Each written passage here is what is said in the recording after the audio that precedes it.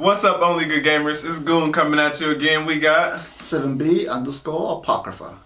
Yeah, we talking to you today about tournament play. I'm gonna go ahead and give you my rundown. You know, I was one of those guys. I thought I was the best without playing anybody. So when I got in that arena, it got pretty bad for me. And actually, one of the times it got bad for me, I met this guy. Some milk.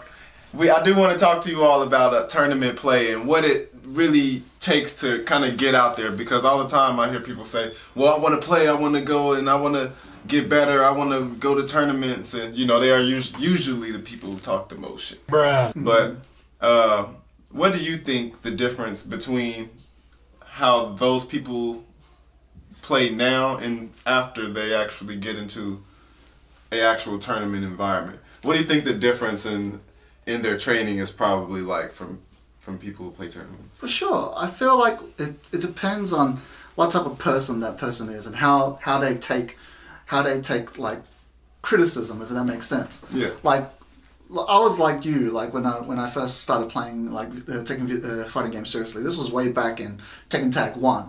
And I thought I was this stuff. I was like, oh man, no one's going to be able to beat me in my game. Yeah. I've been training for like days. And I went down to the local arcade, and I did okay at the local arcade. I had a couple of losses, a couple of wins, but I was like, oh, I think I know what I'm doing. Fortunately, I lived in a place that was pretty centralized, so I was able to go to Sydney, which is like a major city in Australia where I lived. And there was where the real competition started happening.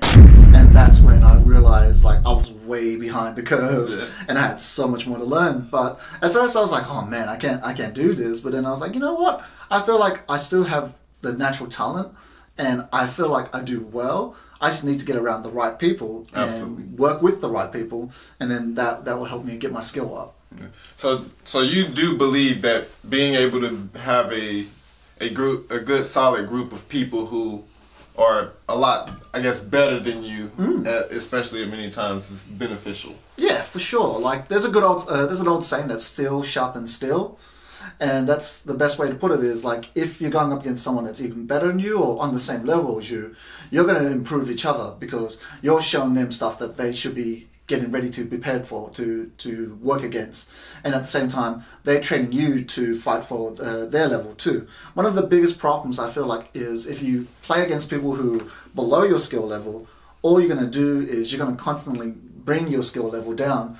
So you're not really competing. True. And that's why it's so important to play people of similar level. That's why one of the best things I ever did for myself was late last year, well, in the middle of last year, I was planning on putting together like a big Tekken thing. So I randomly pulled in a couple of my friends that I've known for years. And I said like, we should just get together and do this big Tekken thing. And they were like, yeah, cool. Then life got away from me. But I kept that group, the what's it called, the formation group for this tournament. And I still talk to them. And I was like, you know what, all of us should be like a clan. We should work together as a clan. And that's where the Bs came about. And it started out as like 6B, because it was me and my friends, 5 other friends. That's why it's 6. Along the time, we added one more person, but every time I added a person, I vetted them. Like I watched them play, I watched their attitude. It wasn't just how good they play. You can be the best player in the world, but if you have a bad attitude, you can't work with other people. Yeah.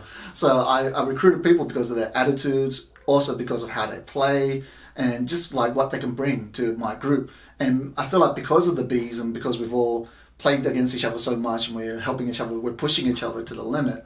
I feel like I'm now playing the best Tekken I've ever played in my whole life. That's amazing. That's amazing.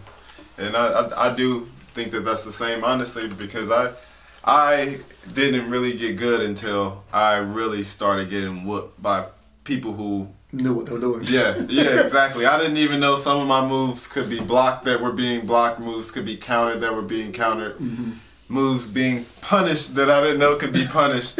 And so it really getting around people who really know what they're doing it really is key. And it helps to have kind of that camaraderie with gaming, because it can be lonely, especially people who play online. Everybody just sits in the house nowadays. It's hard to get people out the house.